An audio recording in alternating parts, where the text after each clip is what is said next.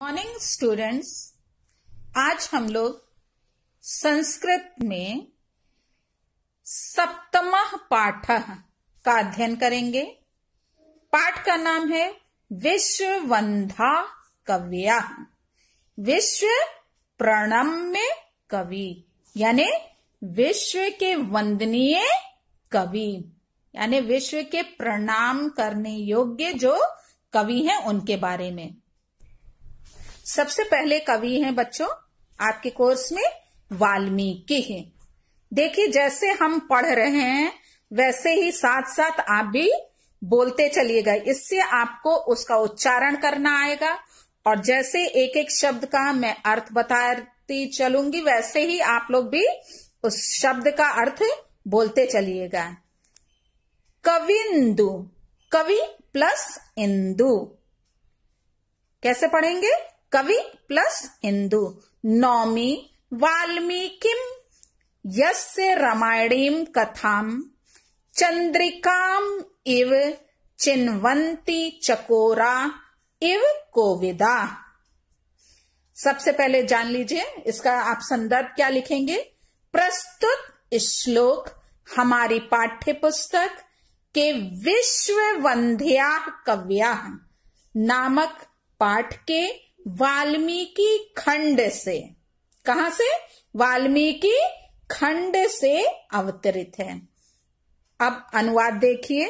कविंदु, कविंदु मतलब होता है कवि रूपी इंदु, इंदु मतलब चंद्रमा को, कवि रूपी चंद्रमा को। नौमी, नौमी मतलब नमस्कार करता हूं। वाल्मीकिम, वाल्मीकि को। यस्य रामायणी कथाम, जिसकी रामायण की कथा का चंद्रिकाम इव, चंद्रिका यानी चांदनी के समान। क्या होगा चंद्रिकाम इव का? यानी चांदनी का, इव मतलब समान। चिन्वंती, चिन्वंती मतलब चयन करते हैं। चकोरा, चकोर पक्षी। इव, इव मतलब समान। कोविदाः, कोविदाः मतलब होता है विद्वान। अब पूरे सेंटेंस का अर्थ देखिए। मैं कविंदु, कवि चंद्र, कवि रूपी चंद्र, यानी आप लिखेंगे कवि, छोटा सा योजक चिन्ह लगाइएगा और लिखिएगा चंद्र, उसको शॉर्ट में ऐसे लिखा जाता है। मैं कवि चंद्र वाल्मीकि को नमस्कार करता हूं। नौमी मतलब नमस्कार करता हूं। मैं कवि चंद्र वाल्मीकि को नमस्कार करता हूं। यस्य, जिनकी रामायणीं कथाम, रामायण की कथा का कोविदाः, कोविदाः मतलब विद्वान लोग, कोविदाः मतलब विद्वान लोग। उसी प्रकार चिन्वन्ति, चिन्वन्ति मतलब चयन करते हैं। जिस प्रकार चकोराः, चकोर चंद्रिकाम इव, चंद्रमा की चांदनी का। जिस प्रकार चकोर चंद्रमा की चांदनी का। एक बार फिर से हम पूरे सेंटेंस का, पूरे श्लोक का एक सेंटेंस में अर्थ बता रहे हैं, उसको सुनिए और इसको आप फेयर कॉपी में लिख लीजिएगा बच्चों। मैं कवि चंद्र वाल्मीकि को नमस्कार करता हूं, जिनकी रामायण की कथा का विद्वान लोग उसी प्रकार चयन करते हैं जिस प्रकार चकोर चंद्रमा की चांदनी का। चकोर पक्षी जो है चंद्रमा की चांदनी का। अब नेक्स्ट श्लोक देखिए। वाल्मीकि कवि सिंहस्य कवितावन चारिणः शृण्वन् राम कथा नादम को न याति परम पदम। वाल्मीकि कवि सिंहस्य, वाल्मीकि कवि रूपी सिंह की। अर्थ क्या होगा? वाल्मीकि कवि रूपी सिंह की। कविता वन चारणा मतलब कविता रूपी वन में विचरण करने वाले, कविता रूपी वन में विचरण करने वाले। श्रृण्वन, श्रृण्वन मतलब सुनते हुए। राम कथा नादम, राम कथा के नाद को यानी घोष को या शब्दों को सुनते हुए। को ना, कौन जो है। परम पदम, परम पदम मतलब मोक्ष, परम पदम मतलब मोक्ष को न याति यानी प्राप्त नहीं होता। अब पूरे का अर्थ देखिए, यहां से स्टार्ट होगा बच्चों। कविता वन चारणा से, कविता रूपी वन में विचरण करने वाले। वाल्मीकि कवि रूपी सिंह की राम कथा के घोष को श्रृण्वन यानी सुनते हुए। कौन, परम पदम यानी मोक्ष को न याति नहीं प्राप्त नहीं होता। अर्थात जितने लोग जो रामायण की कथा को सुनते हैं वो सब क्या है, मोक्ष को प्राप्त होते हैं, कहने का यहाँ ये तात्पर्य है। एक बार फिर से बता रहे हैं बच्चों पूरे का सेंटेंस का अर्थ। कविता रूपी वन में विचरण करने वाले, वाल्मीकि कवि रूपी सिंह की राम कथा के घोष को यानी शब्दों को सुनते हुए। कौन, परम पदम यानी मोक्ष को प्राप्त नहीं होता। आगे देखिए, कुंजंतम राम राम इति मधुरम मधुराक्षरम आरोह्य कविता शाखाम वंदे वाल्मीकि कोकिलम। कुंजंतम, कुंजंतम यानी कुंजन करते हुए। पक्षी कलरव करते हैं ना, कुंजन करते हैं, तो वही कुंजन करते हुए। राम राम इति यानी राम राम इस शब्द का मधुर मधुराक्षरम, मधुर अक्षरों वाले राम राम शब्द का मधुर कुंजन करते हुए। आरोह्य, आरोह्य मतलब बैठे हुए, आरोह्य मतलब बैठे हुए। और कहाँ पे, वाल्मीकि कोकिलम, वाल्मीकि रूपी कोयल की। और कहाँ पे, कविता शाखाम, कविता रूपी शाखा पर बैठे हुए वाल्मीकि रूपी कोयल की। वंदे मतलब मैं वंदना करता हूं। अब पूरे का अर्थ देखिए बच्चों, यहां से स्टार्ट होगा। कविता शाखाम से, कविता रूपी शाखा पर। आरोह्य यानी बैठे हुए। मधुर, मधुराक्षरम मधुर अक्षरों वाले। राम राम इति राम राम शब्द का मधुर, मधुरम यानी मधुर। कुंजंतम कुंजन करते हुए। वाल्मीकि कोकिलम वाल्मीकि रूपी कोयल की। वंदे मतलब मैं वंदना करता हूं। अब पूरे का एक बार हम बता रहे हैं, उसको आप लिख लीजिएगा अपनी फेयर कॉपी में। कविता रूपी शाखा पर बैठे हुए मधुर अक्षरों वाले राम राम शब्द का मधुर कुंजन करते हुए। वाल्मीकि रूपी कोयल की मैं वंदना करता हूं। बच्चों ये चैप्टर बहुत इंपॉर्टेंट है, इसके श्लोक अक्सर परीक्षा में पूछे जाते हैं, इसलिए आप इसको अच्छे से तैयार कर लीजिएगा। अब हम लोग आगे व्यास जी के श्लोकों को देखेंगे। देखिए, अब इसका जो है आप जब संदर्भ लिखेंगे तो क्या लिखेंगे कि प्रस्तुत श्लोक हमारी पाठ्य पुस्तक के विश्व वंध्या कव्या नामक पाठ के व्यासः खंड से अवतरित है। ठीक है, इससे पहले कौन सा खंड था, वाल्मीकि था, अब बदल जाएगा, क्या हो जाएगा, व्यासः। देखिए, श्रवण अंजलि पुट पेयम विरचितवान भारत आख्य अमृतम याह तम अहम अरागम अकृष्णम।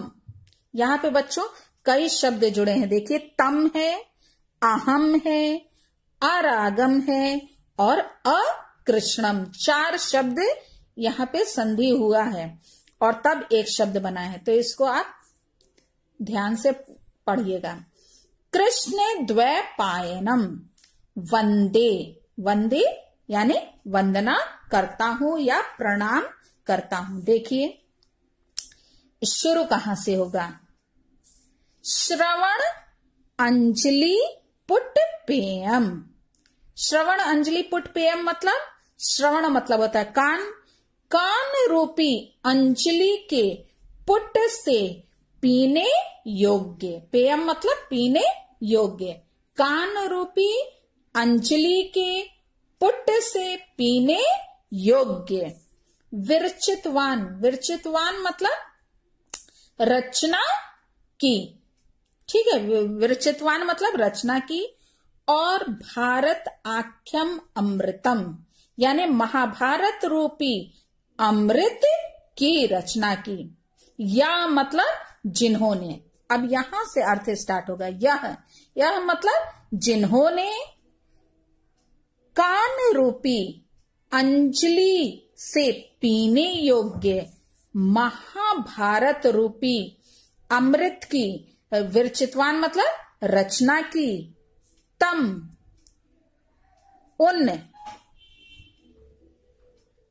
अरागम यानी राग रहित और अकृष्णम यानी पाप रहित, उन राग रहित और पाप रहित को मैं, कृष्ण द्वैपायन, और राग रहित और पाप रहित कृष्ण द्वैपायन को मैं वंदे मतलब वंदना करता हूं या प्रणाम करता हूं।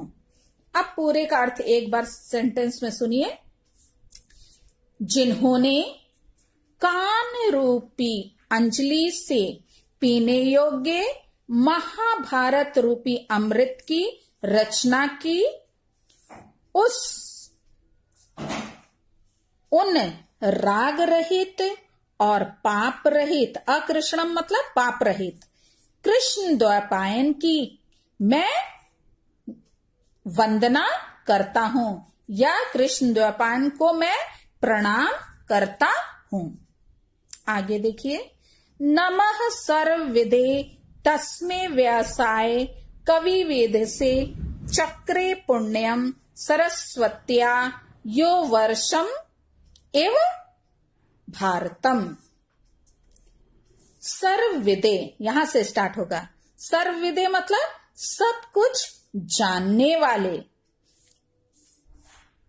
तस्मे व्यासाय उन कवि वेद से, कवि वेद से मतलब कवि रूपी ब्रह्मा को, कवि वेद से मतलब कवि रूपी ब्रह्मा को, कवि रूपी ब्रह्मा व्यासाय यानी व्यास जी को नमः, नमः मतलब नमस्कार करता हूं, मैं नमस्कार करता हूं। फिर से देखिए पूरे का।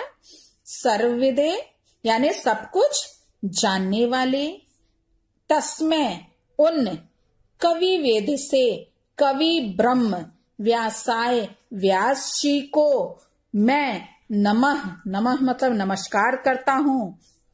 यो, यो मतलब जिन्होंने सरस्वत्या सरस्वती नदी से युक्त महाद्वीप और भारत वर्षम इव भारत के समान, इव मतलब समान, भारत के वर्ष के समान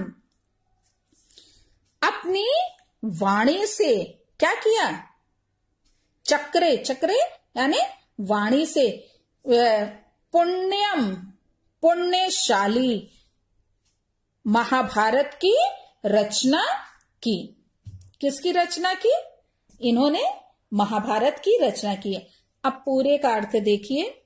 सब कुछ जानने वाले उन कवि ब्रह्म व्यास जी की को मैं नमस्कार करता हूं, जिन्होंने सरस्वती नदी से युक्त महाद्वीप भारत के समान, किसके समान? वर्षम एव भारतम, भारत के समान अपनी वाणी से पुण्यम, पुण्यशाली महाभारत की रचना की। नेक्स्ट है नमो अस्तु ते व्यास विशाल बुद्धे फुल अरविंद आयत पत्र नेत्र। देखिए बच्चों, यहाँ कितने शब्द जुड़े हैं। फुल है, अरविंद है, आयत है और पत्र नेत्र है।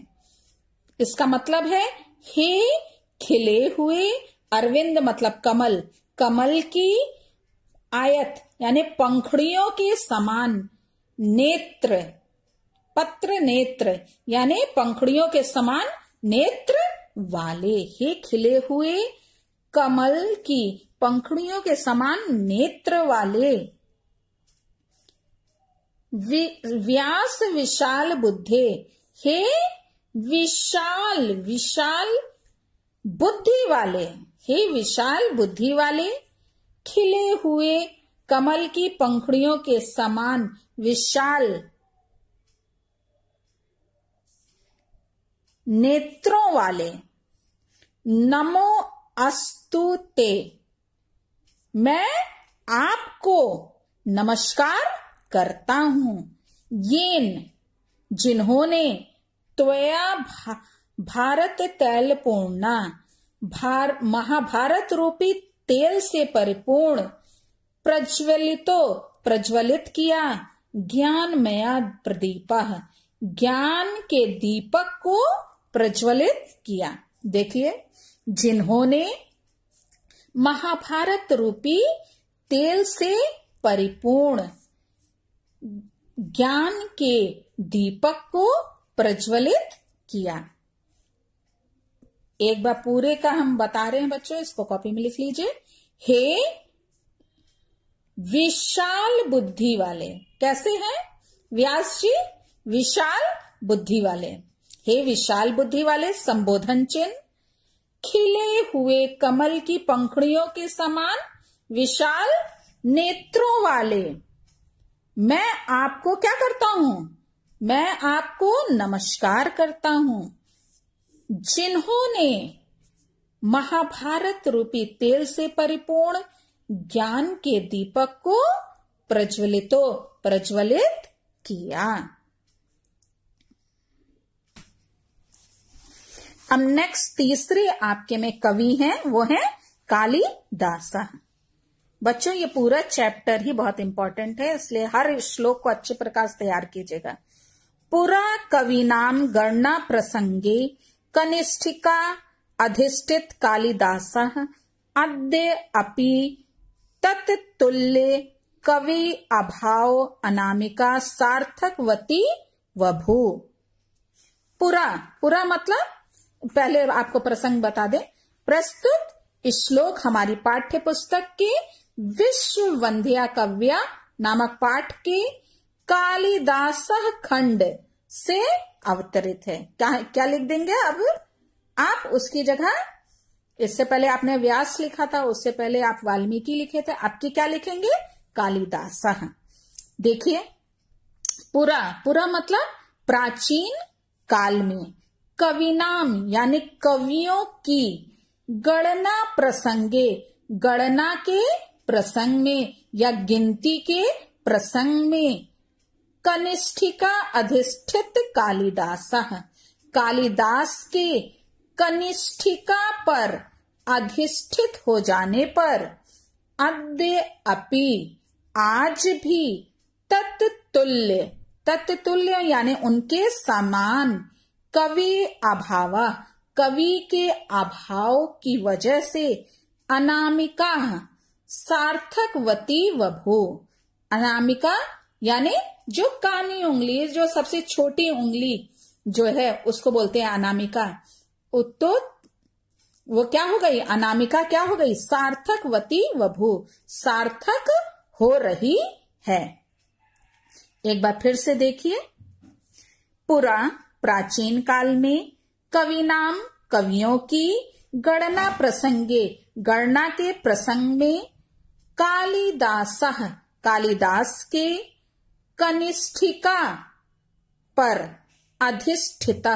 अधिष्ठित हो जाने पर, अद्य अपि आज भी, तत्तुल्य उनके समान, कवि अभावः कवि के अभाव की वजह से, अनामिका नामक उंगली जो है, सार्थकवती वभु सार्थक हो रही है। कालिदास गिराम सारम कालिदासः सरस्वती चतुर्मुखो अथवा ब्रह्मा विदुनार अन्ये तु मां दृशा, मां प्लस ईदृशा है। देखिए, कालिदास गिराम यानी कालिदास की, गिरा मतलब वाणी के, कालिदास की वाणी के, सारम सार को या तत्व को, कालिदासः कालिदास, सरस्वती, चतुर्मुखा चार मुखों वाले, ब्रह्मा जी, चार मुख वाले कौन है? ब्रह्मा जी, चार मुखों वाले ब्रह्मा जी ही विदुह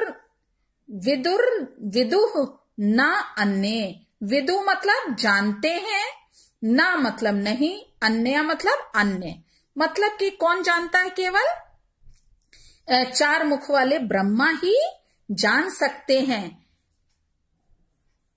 मां मतलब मेरे, ईदृशा मादृशा मतलब मेरे जैसे, अन्य मतलब अन्य, ना मतलब नहीं, विदु मतलब जान सकते हैं।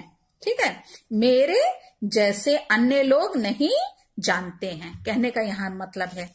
देखिए फिर से एक बार बता रहे हैं बच्चों, ध्यान दीजिए। कालिदास गिराम, कालिदास की, गिरा मतलब वाणी के, सारम यानी सार को या तत्व को, स्वयं को आप ब्रैकेट में लिखिएगा, कालिदासः सरस्वती, कालिदास सरस्वती, चतुर्मुखो अन्यः चार मुखों वाले ब्रह्मा, विदु मतलब जानते हैं, चार मुखों वाले ब्रह्मा जी ही जान सकते हैं। मादृशा मतलब मेरे जैसे अन्य लोग नहीं जानते हैं। नेक्स्ट देखिए,